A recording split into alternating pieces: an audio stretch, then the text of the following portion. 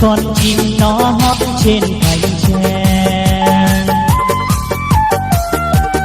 Hót đi chim, hót đi chim, hót cho mặt trời hồng quê ta.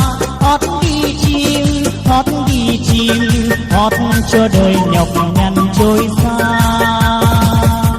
Chim trên đồng, chim trên non, chim tung cánh xóa tan sương mù.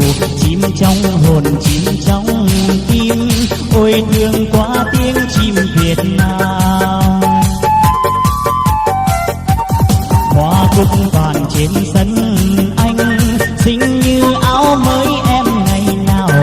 Hoa nắng hồng trên quê anh, xinh như má thắm em ngày xanh. Nắng lên đi, nắng lên đi, nắng lên hồng nụ cười quê em. Nắng lên đi, nắng lên đi, nắng lên hồng ruộng mạ xanh thêm. Hoa tim người, hoa yêu thương, hoa thơm ngát thế gian đêm mù. Hoa trên đời, hoa trên môi, ôi thương quá cánh hoa Việt Nam.